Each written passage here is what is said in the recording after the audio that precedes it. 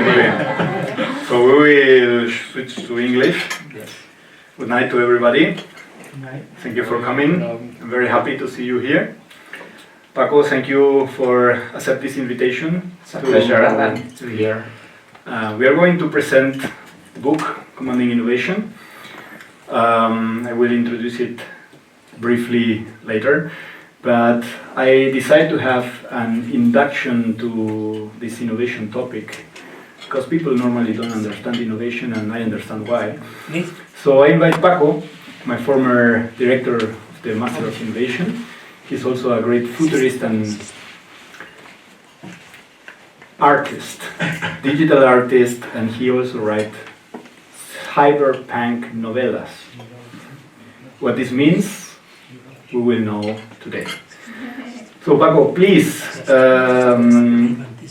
introduce a little bit the saga which you are writing, because I'm very impressed about the level of details which you bring on your books. So I would like to share with the publicum about these stories, which inspire me personally in order to describe the year 2068, which we use nowadays to describe different scenario plannings in the business world.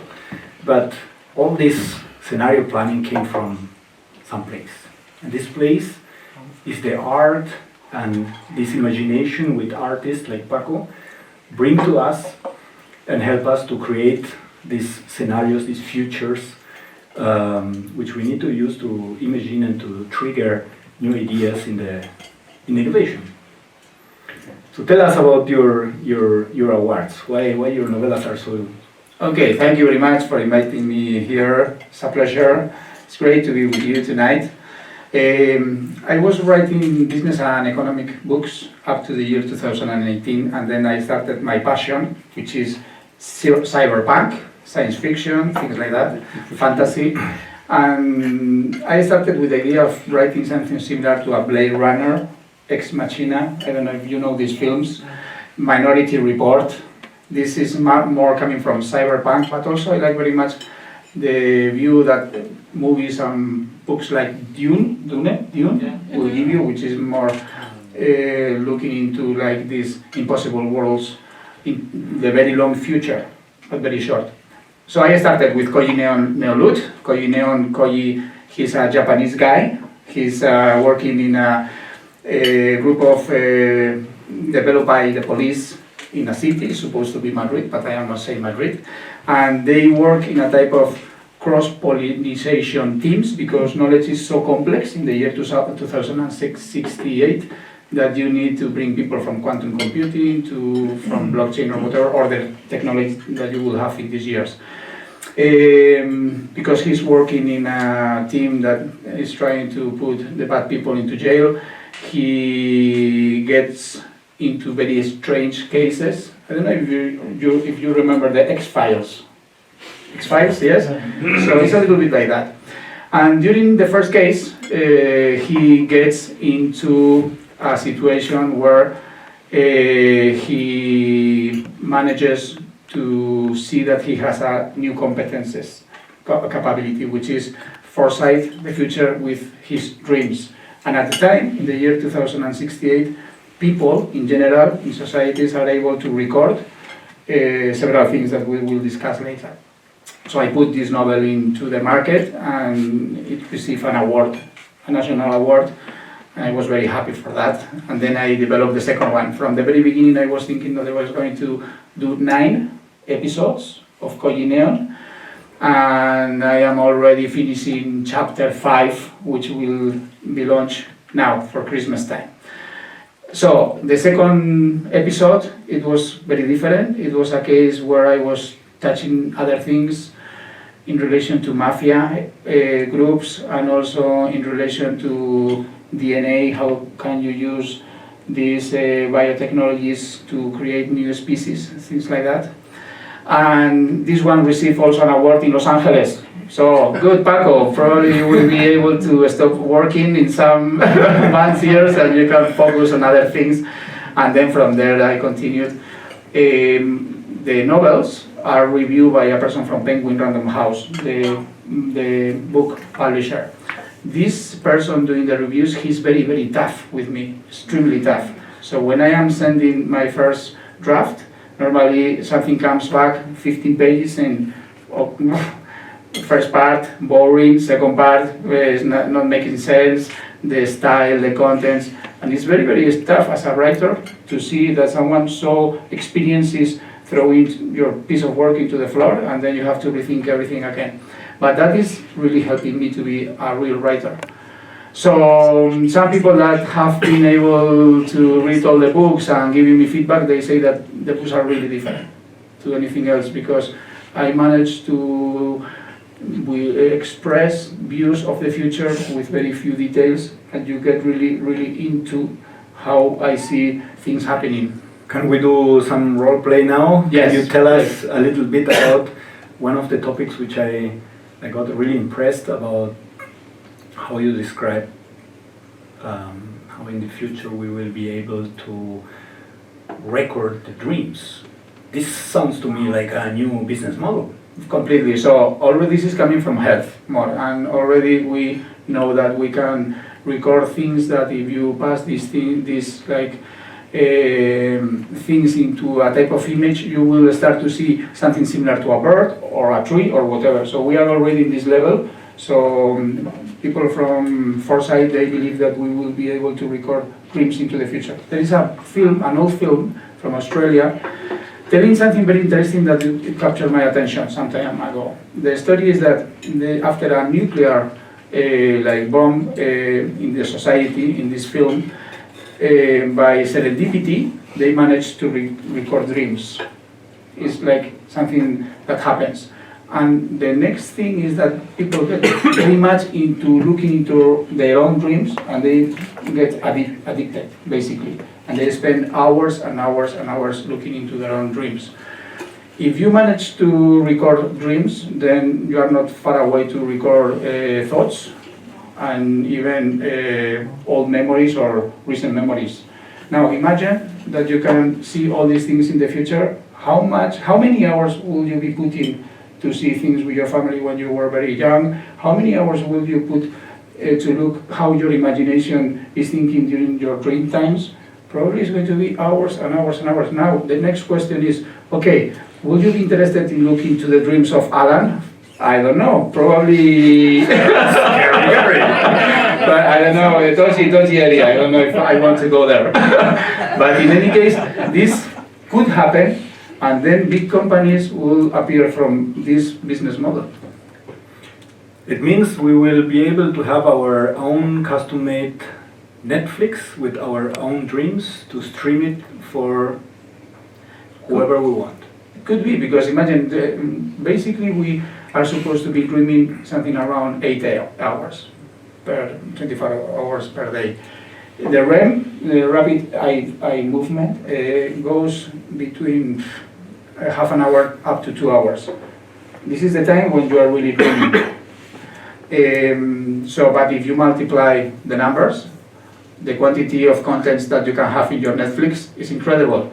Now, this is only like dreaming. If you put the other things like memories and imagination coming from your thoughts or whatever, that will be unbelievable. And even you can mix. And now another question that I am asking myself is, could it be possible for me to dream together with you and to appear in the same dream? And that is going to appear in the novel 5, basically.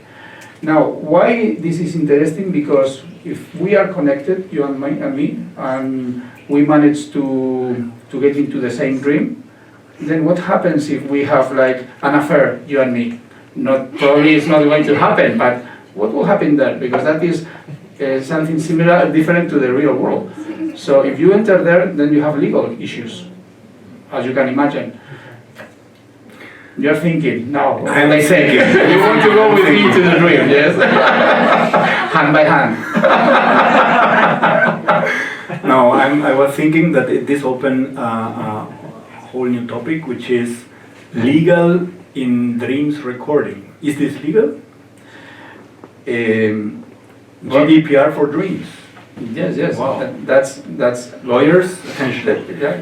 that's something that I am touching in novel 5, because this is a type of thriller movies. So you have police, you have thieves, bad people, and we are trying to put these people into prison, into jail, basically. So in novel 5, what happens is that a person that is very expert in manipulating dreams, and this is something that happens today. So some people can manage to control that. I have done myself some experiments because I am writing my novels, and they call it these lucid dreams. I don't know if you have done these lucid dreams. So basically, I will tell you one technique, which is very simple for you. If you are in a dream and you extend your hands like this, and you look into your fingers, and the fingers start to move and start to like type of disappear with the environment, then your brain is going to get conscious that you're dreaming, and you are also outside the dream sleeping or doing something. And that is very weird. It happened to me once. It was one of the best experience of my life. What happens next is that because you are in control of the dream, you can control the dream in the sense of bringing new people into the dream, extending the dream. Something also that will happen there is that because you are aware that you are dreaming and you are also outside, the dream will tend to disappear very, very fast. So you have to find ways to keep the dream alive. And there are techniques to do that. So I have done that once. People from the Tibet, Himalaya, these places, they do this naturally, because for thousands of years they have been training themselves to wake up in the night and to have several ways of getting this lucid dream, basically. Now, if we are recording dreams and the AI and the machines are getting in our dreams, then we come to the topic of if we can get or fall in love with machines. Yes, and this is feelings. also... Tell us about this. This is also fantastic. So you have the virtual world and you have the physical world. I have been working for companies doing physical robots for many years. Siemens, this type of companies. Now, in the two situations, virtual, metaverse or whatever, with gloves and special suits that you will feel the touch of whatever, and in the physical one, it's going to happen that in some years you are not going to distinguish what is real or artificial. You're not going to distinguish that. At that point, to reach that point, we have to cross the Alchemy Valley. I don't know if you know the Alchemy Valley. This is a point where you are starting to see that the robot, let's suppose physical, is not good enough, but is very, very realistic. But still your brain is detecting that this is artificial and you don't like it for whatever the reason. Once you cross the Alchemy Valley, you get into this situation where you don't distinguish. There, you can get in love with a woman, with a man, you can love pets, you can do many things. And legal things Hit again. Because what happens if I get married with a virtual marvelous lady or physical marvelous lady robot, and I leave all my inheritance to this person when I die? Can I do that? Probably yes, why not? You are leaving your stuff, my companies that we are going to build, to this artificial person, and that's a question that will happen, and many, many other questions will happen. Now, many things will also appear from psychology. For example, imagine that Allan is a physical robot, and I am a person, and we get in love again. Yeah, you can see that I am throwing you things tonight. Yeah? You can notice that. So, the door's still closed. So the problem here is that I can get in love with Allan very, very high and feel all these things that you feel when you are in love. You have these butterflies in your stomach and all these things. But I believe that you are a human person, but in reality something will tell me in my mind, no, but this is an artificial robot. And that thing is not going to feel anything for me. And that will have something to do from psychology. It's like, I my brain like gets confused, but there's still something, an alarm will say, Allan doesn't like you, it's a robot, and that also affects, so you can try to forget about that and say, I don't care in any case, this is my love partner, I go with you. So it's very, very interesting, and we are going to need a lot of experts coming from sociology, psychology, legal issues, blah, blah, blah. And we are always speaking only about the technological part, but it's much more interesting, the part coming from humanism in general, and that is what I am trying to throw in my novels. Let's see if their religions accept this. Yes, that's another topic. We can apply innovation for That's religions. another topic, religions. So, all this change will make that people get confused. So what about mental health? Because I saw in the novels that you are also mentioning cybersecurity, mental health, everything getting a kind of effecto medici, crossing borders and connections which normally we will not put together, because cybersecurity have nothing to do with psychology. But now we are talking about recording dreams. So if we record dreams, is a machine involved? Cybersecurity, who can have access to my dreams? Which information is disclosure?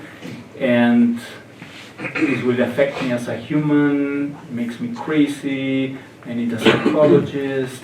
Mental health is going to be another topic, and just to go a little bit back, year 95, since then, we are starting to have major changes in the brain, basically. So we are losing the capacity of attention, and we are getting much more better to search, to find things using Google or whatever. That is affecting the brain quite a lot. And as you can see and you can imagine, we are getting very much addicted to smartphones and many things. You can see this in anything, in movies, in books, in newspapers. People are not able to concentrate anymore. That's changing very fast, and that is a big affection to the brain. If we take a look to the year 2030, 2040, 2050, this is something that is coming from the Singularity. The Singularity University was founded in the year 2008, and you have people there like me, futurologists, like Raymond Carswell or Peter Diamandis, and they say that singularity, the point of time where computer capacity will surpass the capacity of the brain, is going to be the year 2045, basically. That is the origin of the prediction. Now, they have been looking into this in detail, Oxford University, many people, 200, 300 studies, and they are moving between the year 2030, very early, in 7 years, to the year 2080, 2090. But singularity probably will happen. Singularity means, again, that the computer capacity is going to overpass the brain capacity at a point. And that is a point of uncertainty, because at that point, technology is going to look to improve much faster than us, and then this is going to accelerate. And that is going to have a major impact in humans in general. So there are several ways to look into this, but mental health is going to be a major issue, because some people, they will try to follow the path of the exponential growth of technology. Probably innovators will be very much kind to do that. Other people, they are going to get off the bus, as my father says, it's enough, I want to go back to the monastery, I don't want more technology. This can even go to business models where many people, societies that are going to say, we want to get down off the bus, and we want to find this village or place or countryside where technology is as in the 80s or the 70s. We want to be as maximum as the Motorola's. We don't want to go even farther than the Nokias. We want to stay there. So some businessmen and women, they are going to say, that's a business model, we are going to create these places. And these places are going to have enough technology to live your life in a way that was like in previous years and not like now. So this is going to affect also mental health somehow, because society is splitting in different paths that are so far away. Some people are going for the future, some people are going for the past, many things will happen. Let's talk about the conglomerates of people who are starting to live together, relating the interests they have. We see it today in Dubai, for example. People who are working with blockchain get in kind of buildings or ghettos or cities where they are all together trying to push blockchain or crypto or whatever. How is this representing the novelas? The novelas, the look that I'm giving to the novelas is a little bit negative. Sorry for that. I am a little bit skeptical about how we are doing things because we have humans, sustainability, several areas that are not going very well. In relation to communities, right now, what we have now, and we have been discussing this during the day, we have these decentralized autonomous communities, organizations, where people with the same interests, decentralized way, they will share the creation of digital contents and they will own the property and the exploitation of these things. Basically, this is happening now. Now, imagine in 10 years, 20, 30, 40, it's going to be unbelievable. So probably we will have big communities doing different things. Also, polymath will affect here. Polymath means knowing a lot of areas of knowledge with a lot of depth. Now, some people will go for the specialism position. I am the best person in nanotechnology and I'm going to meet other people with nanotechnology skills and we are going to build our thing and we are going to be there. Some people, they will go for the generalist spot, and meaning that I want to know everything, but it's impossible to know it at a very high level, so the surface will be enough. And then the polymaths, which is Leonardo da Vinci. But Leonardo da Vinci is something that is very difficult to happen today. It's very, very difficult because knowledge is going so fast. The amount of information that we know from our studies is growing exponential, and it's impossible to follow that. Well, it was a very, very, very interesting ground for starting a little bit the narrative of my book. Mm-hmm. This is what I alive every day when I go to customers. Drones, blockchain, health, space travel, people who want to print, 3D print organs, and they are seeking for disruptive innovation. So when I stayed there and thought, why I'm spending so much time educating people to apply innovation processes. And this was the moment when I decided to write a book. In order to try to put a basis, in order that the people who are interested really to apply innovation have this kind of ideas or these kinds of topics which we was talking with Pacco in a framework. Because otherwise, how can we deal with this? If I come today to one of your companies and start with these ideas, people will think that I am crazy. Just recording dreams? Who you think you are, Elon Musk? But actually, this is not so far away from the reality. Maybe in 2 years. Maybe Apple is doing it already in the Apple Watch. We don't know it. So this brought me to study a Master of Business Innovation, and I thought that there are so many frameworks which we learn in academia, but then they are not as applicable as we think in the industry. And I was really triggered to try to communicate to all the levels of a company, but especially to the board of the companies, that we need to set the right seeds in order to allow all the people in the organization to start thinking to the next level. It's interesting, and I'm going to ask you a question about this. Because if you take a look to the methodologies and tools coming from management, they are very much coming from a situation where uncertainty is not very high, and these tools, we know them very well. So this Michael Porter, 5 forces, pestle analysis, blah, blah, blah. When we get into innovation, our uncertainty goes up quite a lot. And then we have these tools that look into the future. and we have tools like wildcards, scenario planning, and many more. The interesting thing is that many times CEOs in companies, large companies, medium-sized companies, they take decisions in relation to the future. I am thinking 3, 7, 10 years, in relation to what we call it intuition, the intuition of the CEO. This feeling that I have in my stomach. I think flying cars run by artificial intelligence in Dubai will happen in the year 2030, in Madrid 2040. But that's an intuition. My question is, do you think they can rely on intuition, or do they need something more? Well, I think that the world accelerated pace and also the variables.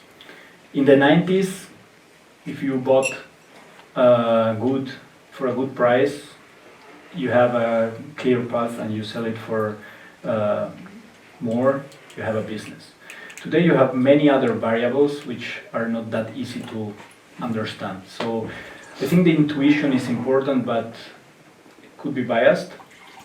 And also the pace in which we are making decisions is way higher than 20 years ago. So there are tools which help us on a strategic level to avoid to fall in this strategic drift, which is a gap between where we want to go and where we are actually going, because the business still giving us enough profit. But then it could be that it happened that we have a cliff because we didn't predict this. And this is a little bit what intuition is going to produce. So we need today board of directors which are all talking about the same language, about the things which are happening, in order to understand what is happening. And a whole set of KPIs, which are not only the financial KPIs, which will also show us some things which are obfuscated with the reality. So what we, for example, do is an innovation assessment in order to see which are the radical pockets and which are the blockers in an organization, which is not related with the business and the market at the moment, but it shows us where are the capabilities, where are the talents and the skills for new ideas which we want to bring. And then this intuition can be used, but always with validated data, we say. Okay, if we go back to the year 2000, and I work with many business schools, and I was also a student at the time, innovation was not like a core subject in an MBA. So you had marketing, sales, operations, strategy, HR, or whatever. Innovation was not on the agenda of a proper syllabus. Now it's impossible to have like an MBA or MBI without innovation at a core area of knowledge inside. In relation to boards, C-level, C-level, and all the board in general, giving some insights to the C-level, do you think they have a proper understanding of what is innovation and why today is so important? To be honest, I think that is underestimated, and the priority which boards are giving to innovation, it's not enough. What we see for statistical data, is that in the year 2000, or around 2000, the lifespan of a company in the SP 500 was around 30 years, and today it's 12. But if you ask these boards how important is innovation, 90% of the companies tell you that it's very important. Now, only 10% of these companies are doing something related. And how can I say that? Because I ask, do you have an innovation playbook? And they don't have it. So this shows me that the priority of the innovation is it's not set yet. I think COVID moved a little bit the priority, And if you will compare it with seguridad, higiene, health and safety, sorry. In the year 2000 or late 90s, health and safety was a department in the company in a dark corner, and every time when something happens, they call the guy. But today, health and safety is integrated in every desk or desktop where an employee arrived the first day, and the desktop can be adjusted in the height, and then the ergonomic chair is also proper set for him in his position. Mm-hmm. Why? Because it's everything related that if this guy have a proper environment to work with, safe and healthy integrated in his everyday, he will have a better performance. Now, when we go back to innovation, it's the same. Innovation was a little bit seen in the R&D department, the innovation guys from the innovation department, but today it's coming to the core of the company. As we had in the past, CFO, CEO, and operations, and HR was a little bit to side. HR is also coming to the core because talents are so important, and also innovation is coming to the core of the C-level. Okay, when we see many studies today, something that appears is that for innovation there are several barriers or challenges or problems. And surprisingly, the biggest one is internal wars inside the company. That is even more than 55% of the size of the problem for this type of studies. Second one, culture. There we go. And if you go back, you go down, then you will find things connected like silos, communication, coordination. These are like human soft problems. Oh, I go back to my Koji neon novels.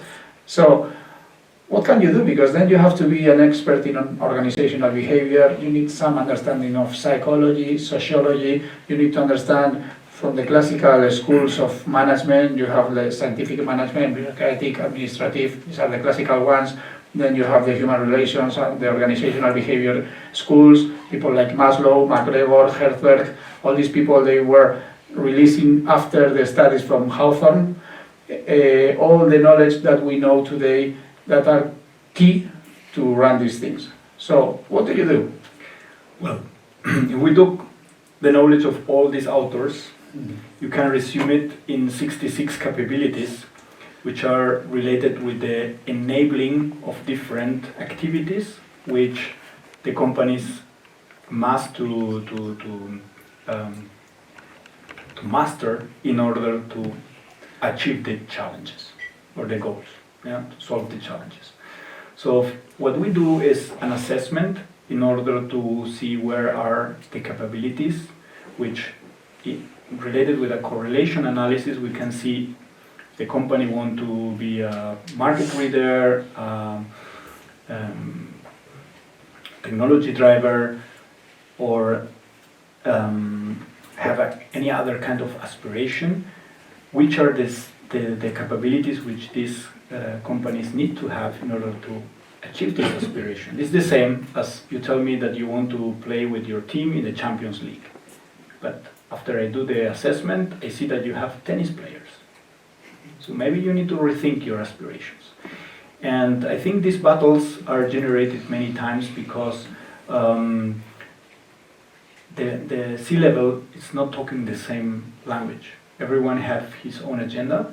And this is something which we need to address and try to do also many, not the typical workshops of 2 days, but actually proper strategy trainings where we bring all the people on the same level, which they can also communicate with the same wording. And doing strategy once a year is not enough.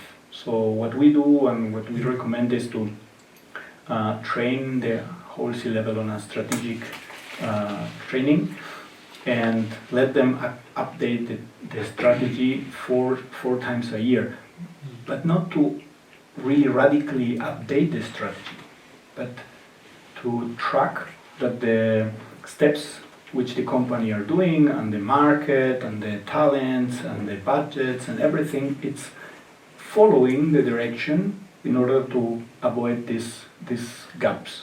You said radically, and that connected me with radical, and this is going to be a question in relation to the types of innovation, basically. So you know that from the Frascati manual, OCDE, then other people, even reaching Bettina in the recent years, you will have like this type of innovating in product, service, process, business models, social innovation, but the intensity normally goes from incremental, radical, discontinuous, disruptive, and especially this one, the late one with Clayton Christensen, is one that everyone is talking today. So if you go to any accelerator, they are going to be talking about disruptions, like our case. So we look for disruptions.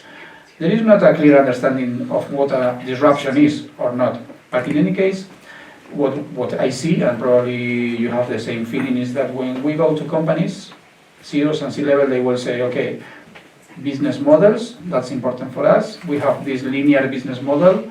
We are increasing the growth of the company in any ratio, sales, benefits, margins, or whatever, in a type of 8, 10, 12, 30%. This is tiny in relation to an exponential disruptive growth, which can be like 70, 90. So the question that we are receiving is, how can I complement my linear business model that is good enough with something that is exponential and is much more disruptive? And what do you do in your case? Well, in my experience, and nowadays working a lot with AM, which is Advanced Air Mobility, and also in automotive, a clear case, for example, also case studied by Koenigsegg in Sweden, is we learned that these disruptive models which we try to get from innovation processes inside the corporates are not that ideal as they are set it up. Why? Because when you want to do something disruptive, you have some difficulties to put this on the shoulders of your employees. First thing is, they might not have the proper holistic view of the business. The second thing is, they don't have the power to make some decisions, and they will be always limited to the R&D budget.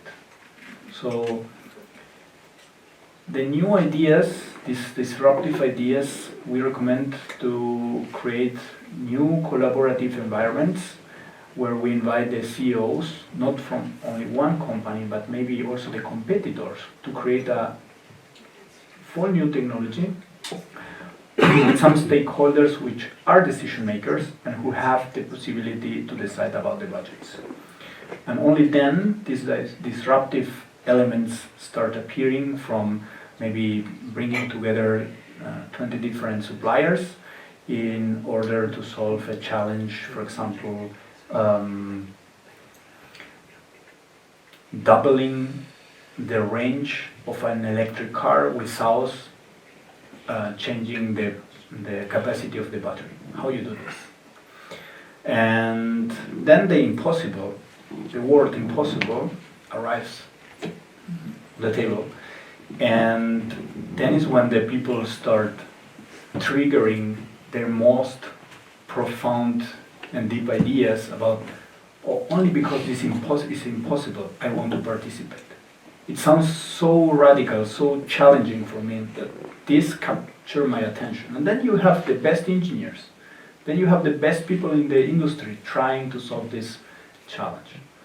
I said social innovation, and that will open a door to things like the bottom of the pyramid. That's a concept trying to explain that you have many businesses if you target the poor people, basically. Also frugal innovation. Many innovations are coming from places like India or Africa, which are very, very creative. Or the triple bottom line, John Elkington, stating that a company should consider 3 Ps: profit, people, planet, that will connect with other things like sustainable oriented innovation. That's an interesting concept because in sustainable oriented innovation you have like 3 levels. Level 1, you are doing the same things better, more efficient or whatever, that's level 1, many companies are here. Level 2, you are doing new things that are good for the planet, for the people, so the triple bottom line will appear. And level 3 means that you are doing new things good for the people and the planet in collaboration with other people. They say companies like Philips probably are at a level 3. Walmart could be at a level 2, for example. Now, how do you incorporate that in your book?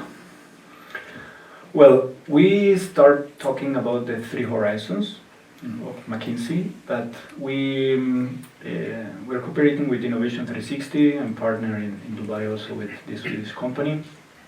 And basically we found that the 3 horizons are not time limited as we normally are talking about the horizons, but uncertainty based.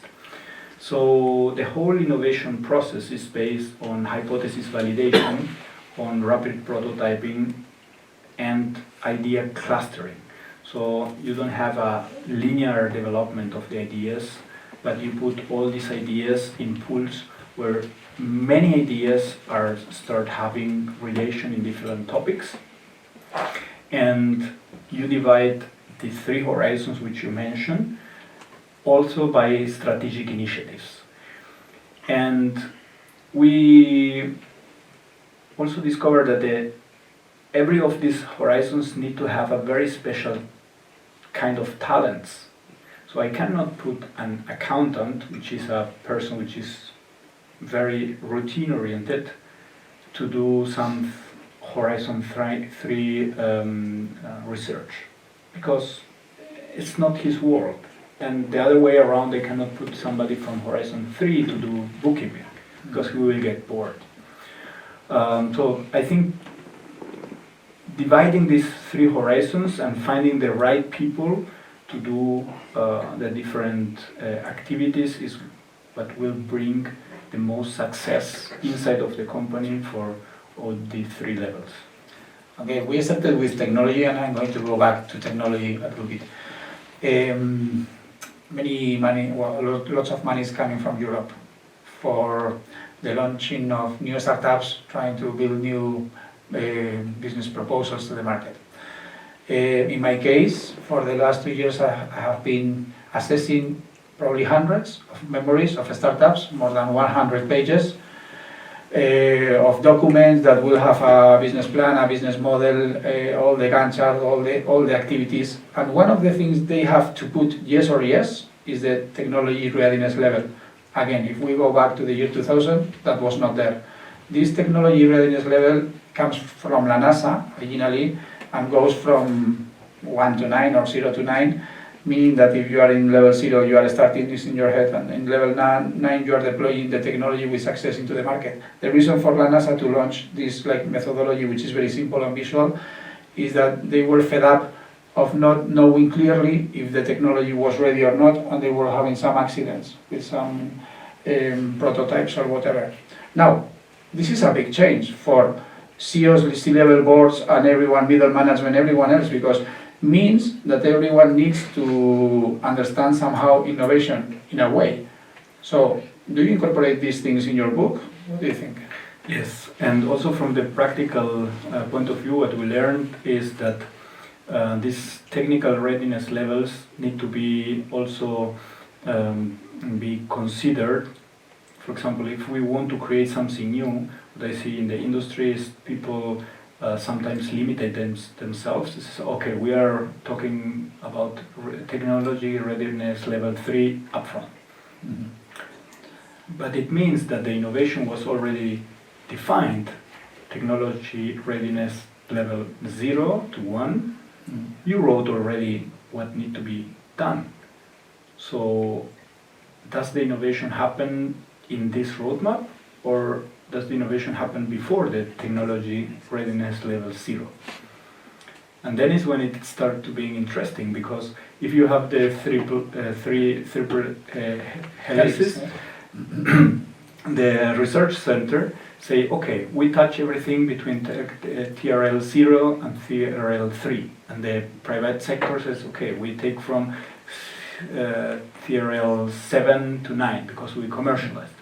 But then this whole gaps between the understanding of what it's be done for whom, it's difficult. And I think there is a big loss between these phases. So it needs to be taken care also. I think it's a good evaluation tool, but it's not a good innovation tool. It's interesting, and it will take you directly into skills, hard skills, soft skills, hard skill, artificial intelligence, blockchain, blah, blah, blah. Soft skills, other ones. Now, if you take a look to the World Economic Forum for the year 2025, the top skills that companies are going to be looking for in their employees are what I call the 3 Cs: complex problem solving, critical thinking, and creativity. Now, do you think companies are training their people enough in these 3 things? I don't think so. To be honest, I don't think so. And I can also tell you my experience why they are not doing this, and it's because fear. So if companies didn't do something, they are scared to do something, because don't ask something where you don't know the answer, more or less in this direction. So I think it's a big room for improvement in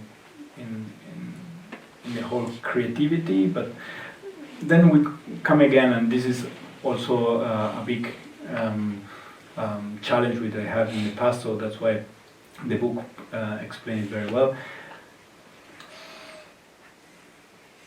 What happened when a CEO decides, I want to have more creativity in my company? So I hear often that the people start doing design thinking workshops.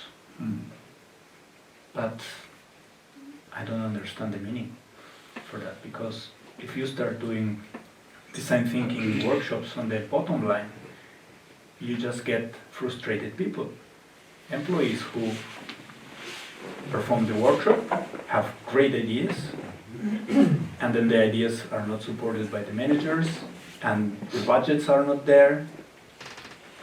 This employee will leave the company in 2 years, I can guarantee. So if you are going to launch a design thinking workshop or any creative process in your company, it needs to be supported from the top management.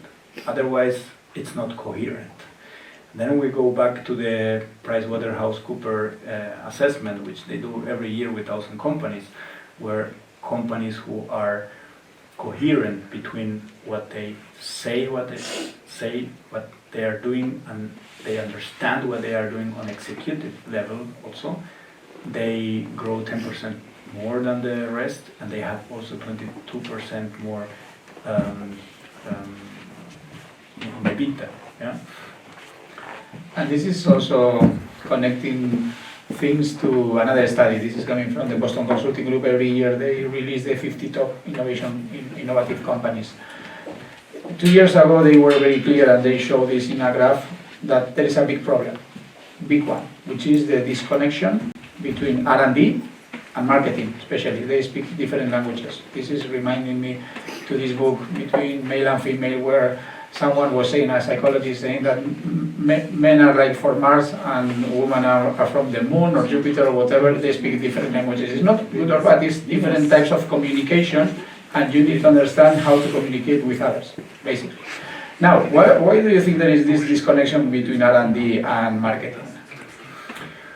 Well, when you work in corporate, you can feel it in your own body. I think the culture starts also from, as we say, from the top. The respect which the top management have for the different departments. If a company is a very technical company, then more or less the CEO, CTO are running the company, or you have a company which are more oriented in sales, and then the salespeople are the kings in the company. So it starts a little bit from there, who respects whom. And the second thing is that I think the interaction between these departments are not given. So everyone push the culpability of something good or bad to the others, or push or pull, and this is what normally happens. Okay, I can be all night here speaking with you, but I think we are reaching probably the last part of the conversation. But something that I would like you to do, and you tell me when you want to finish, is that if you need or you want to give like 3 clear messages to the audience from the book that they can take to their companies and apply, which will be these 3 things? Difficult question, Allan. Very clear, Ryan. The first thing is, I always challenge people who want to innovate if they really have a clear strategy. Mm-hmm. And when we start discussing about strategy, they also find that they do not have a clear North Star, because they start 10, 20 years ago, and they define their mission, vision, and values at that time, but they didn't really work on it again and again. And as the world develops so fast, these things might be changed, or you have new people in the company who are not sharing these visions. So the first thing is to align that the C-level have a same vocabulary for the strategy and are understanding, sharing the ambitions on a personal level and on a business level. The second thing is that they can perform strategy on a very professional level, that they are really nurturing the strategy of the company. And the third thing is that the innovation management system, which you need in the company, is embedded inside of the roadmap of the strategic planning of the company. So these 3 things, North Star, strategic planning, like on a training level, very frequent, recurrently, like 4 times a year, and the innovation management system with the proper governance for innovation. These are the bases which we don't see in the industry performed on a level which helps the company to innovate. Almost finishing, something about differences between cultures and countries. Hofstede, this is a study from IBM from many years ago. They were finding like big differences between 4 areas of the world. It's not the same doing businesses with a Japanese guy that a guy from Venezuela or Argentina or Spain or whatever, or Austria. How do you incorporate this international aspect of the human being in your book? Well, we go there to measuring again the innovation IQ and who are more innovative. America, India, Brazil, Germany. And then we come to the topic cognitive diversity. It does not mean that if I have 6 different nationalities in a group, I have cognitive diversity. 6 different nationalities with 6 different backgrounds and the 6 different languages does not mean that people think differently. Maybe they decide with the same process. What we try to do is to understand what makes teams more intelligent as a team, not on brain IQ, but team IQ. And this is the diversity. Of course, more diversity, more difficult for managers to manage this. So this is a trait, because if the team is too diverse, too intelligent, then the manager need to have a higher skill set to manage the team, and also higher levels of autonomy, which we learned also with Carlos Osorio. The innovation skills need to be installed, and when you install these innovation skills and you measure again 1 year later, you see, for example, that Chinese SMEs are way more innovative than American SMEs, and then all the companies start competing internally. So if you have a company with an European headquarter, departments in the US and in India, which is the most innovative division, and might be India, and America and Europe will not accept it. Interesting. I'm going to be closing my part, and then you will have the closing words, with something very special for several people that are here. So yourself, Pilar, myself, we have been training innovation in Florence. As you know, we spent 1 week together trying to understand what was happening during a time in the Renaissance with the Lorenzo Medici, the Medici family. Now, many people, they get surprised that we go, instead of MIT or whatever, Stanford or Berkeley or Harvard, we go to Florence to understand innovation. So I'm going to briefly explain what happens there, and then I will ask you to explain what is the Medici effect. Okay? I'm not going to explain it.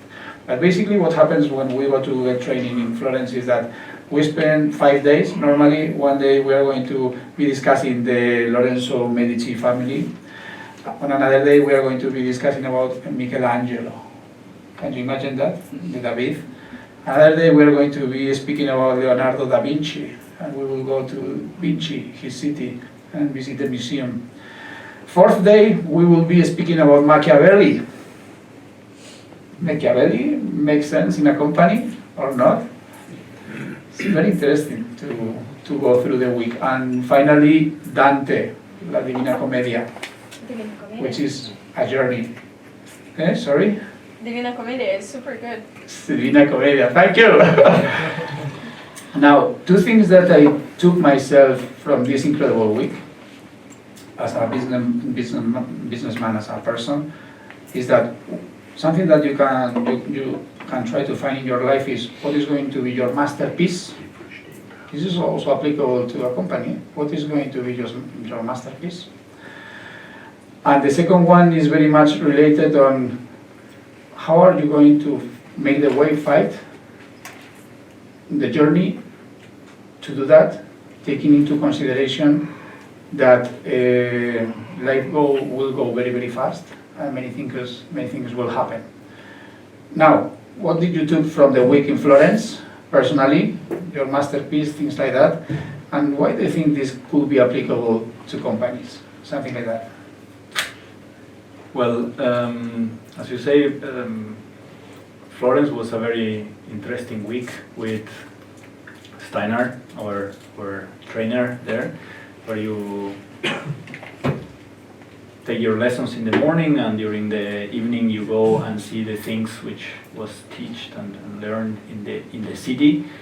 I think one of the most deeper meditations which we had was also thinking about the meditations of Marco Aurelio. Mm-hmm. And Florence brings you a little bit to think about your purpose in life and how you connect with this, and also many months later after this you take your notes, what you wrote there, and the trainer brings you also through different patterns which you need to develop some very deep thoughts about what people who are not anymore in the world will ask you inside of your meditations. And actually Claudio, Pepe and me, we was sharing, I think my purpose is to help, yeah? And at this moment I didn't understand what's the meaning about helping people. Can I tell you my purpose? Yes. Create. So help create. Very good.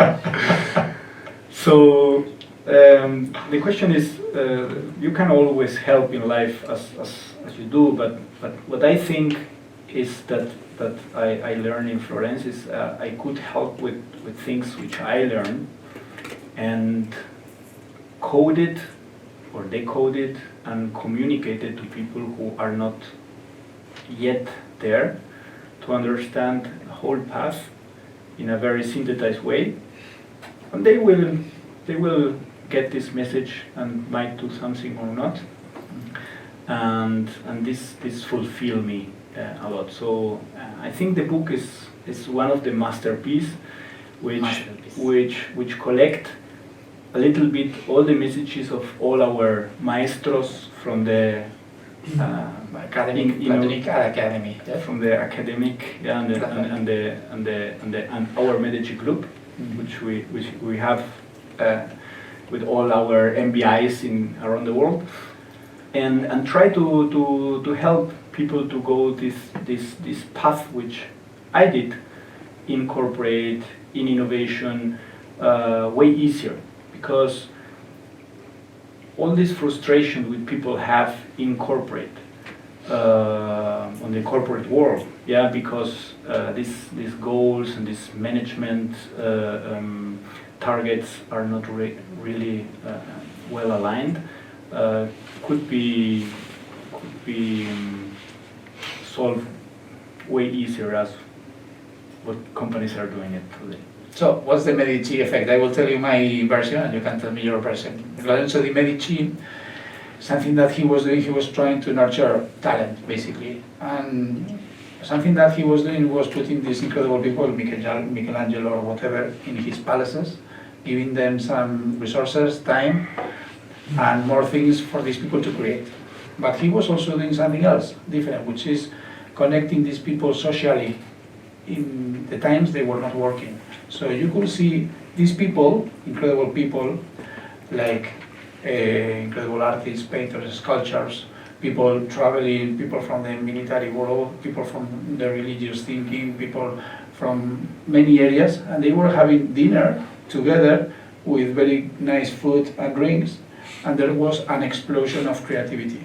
That is what we call el efecto Medici, which is finding innovations in the intersections of knowledge. But this can be done when you're working and can be done when you are enjoying, which is what is going to happen today. So, what do you think? Just to finish with this. Well, it's not only about what I think, but what I learned since we learned this concept, and we have a practical experience.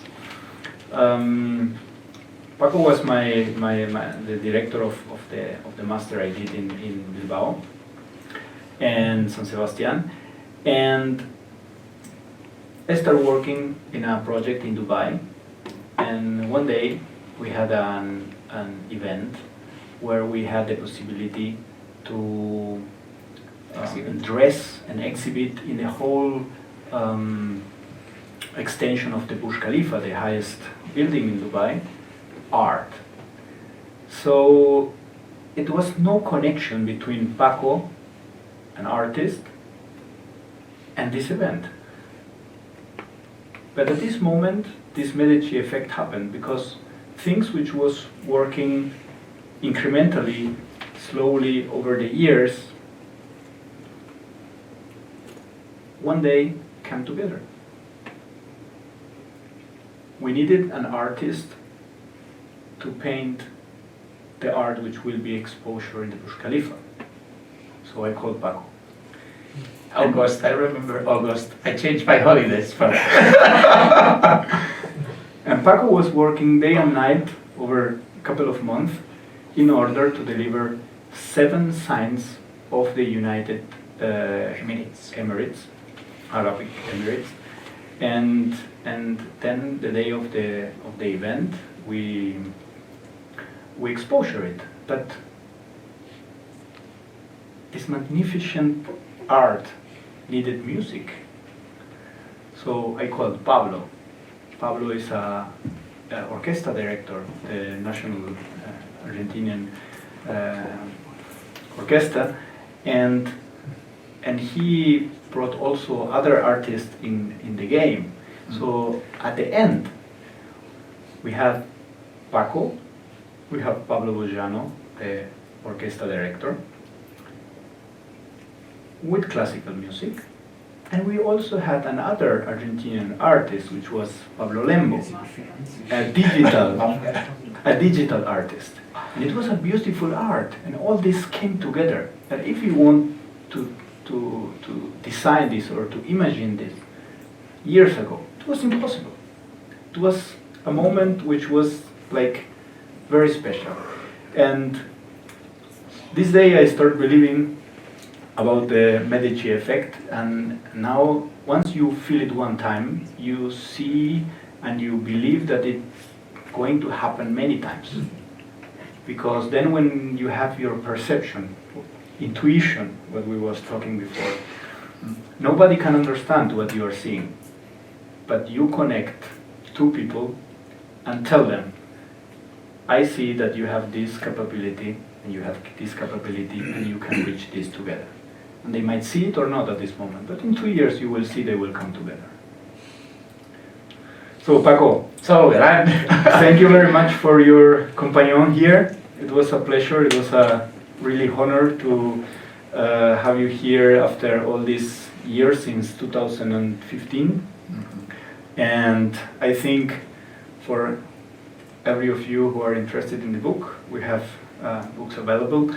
It will be also a pleasure to get your feedback and also all your questions, which I'm delighted to answer. thank you very much, Allan. It's a pleasure. Thank you.